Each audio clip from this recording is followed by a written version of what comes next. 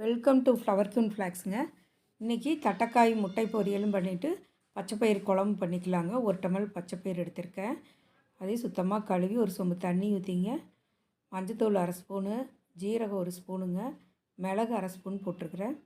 அதோட 2 பெரிய தக்காளியாக கட் பண்ணி போட்டுக்கலாங்க. தக்காளி ஆட் பண்ணிவிட்டுங்க.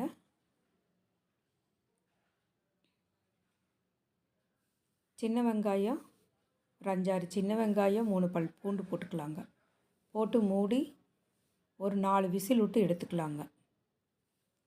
அதுக்குள்ளே தட்டைக்காயை நம்ம கட் பண்ணிட்டு வந்துடலாங்க. சுத்தமாக தட்டைக்காயை கழுவிட்டுங்க. அதுக்கு சின்ன வெங்காயம் போட்டிங்கன்னா நல்லது. நான் ஒரு 20 வெங்காயம் போட்டுக்கிறேன்.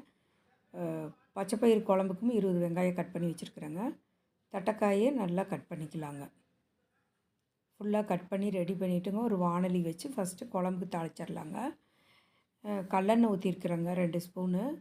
அதில் கடுகு, உளுந்து பருப்பு போட்டு நல்லா பொன்னிறமாக வதங்கின பிறகு அதுக்குள்ளே பச்சைப்பயிறு வந்துங்க நல்லா கடைஞ்சிடலாங்க.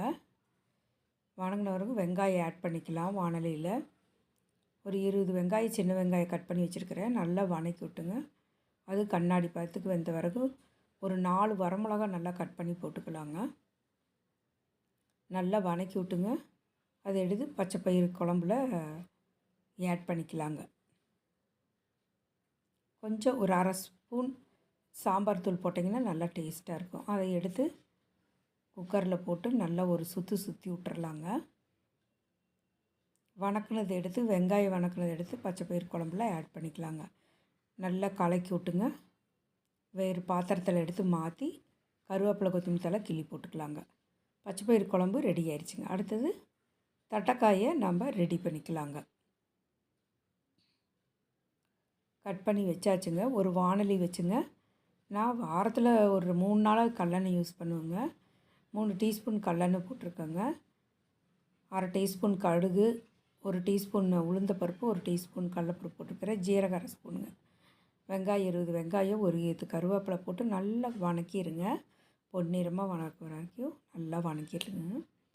அதுக்கப்புறம் கட் பண்ணி வச்சுருக்கிற தட்டைக்காயை ஆட் பண்ணிடுங்க. சுத்தமாக கழுவிட்டு தான் தட்டைக்காய் கட் பண்ணணுங்க. நல்லா எண்ணெயிலேயே சிம்மில் வச்சு எண்ணெயிலேயே நல்லா வதக்கி விடுங்க. நல்லா வதங்கின பிறகு மஞ்சத்தூள் ஒரு அரை டீஸ்பூன் போட்டுக்கலாங்க. டர்மரிக் பவுடர் வந்து அரை டீஸ்பூன் போட்டு நல்லா ஆட் பண்ணி வதக்கி விட்டுறலாங்க.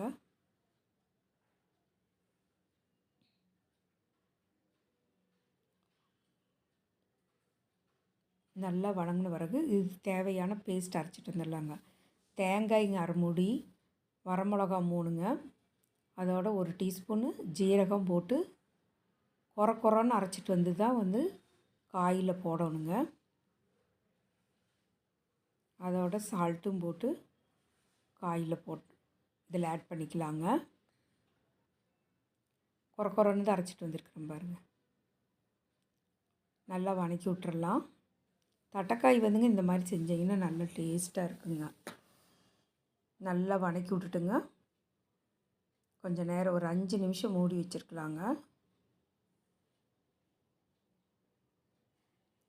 ஓப்பன் பண்ணி பார்த்தோம்னா ஓரளவு காய் வெந்திருக்கு. இந்த மாதிரி ஸ்டேஜில் நீங்கள் முட்டை சேர்த்துறது வந்து உங்களோட ஆப்ஷனுங்க. நான் முட்டை 1 போட்டிருக்கேங்க. அது என்ன ஆயிடுச்சிங்கன்னா காய் கொஞ்சம் காரமாக இருந்ததுங்களா, டக்குன்னு ஒரு முட்டை 1 உடச்சி ஊற்றி அப்படியே பரட்டி விட்டோம்னா இது ஒரு டேஸ்ட்டாக இருக்குங்க. செஞ்சு பாருங்கள், நல்லா டேஸ்ட்டாக இருக்கும். ரெடி ஆகியாச்சுங்க. இந்த வீடியோ உங்களுக்கு பிடிச்சிருந்துன்னா மறக்காமல் நீங்களும் ட்ரை பண்ணி பாருங்கள். லைக் பண்ணுங்கள், ஷேர் பண்ணுங்கள், கமெண்ட் பண்ணுங்கள். மறக்காமல் சப்ஸ்கிரைப் பண்ணாதவங்களாம் சப்ஸ்கிரைப் பண்ணிடுங்க.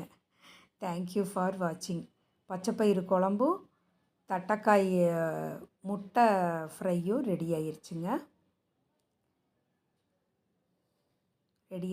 மூடி வச்சு அடுப்பு ஆஃப் பண்ணிக்கலாங்க. ஆஃப் பண்ணிவிட்டு ஒரு 10 மினிட்ஸ் அப்படியே விட்டோம்னா நல்லாயிருக்குங்க. எடுத்து வேறு பவுலில் மாற்றிக்கலாங்க. வாழ்க வளமுடன்.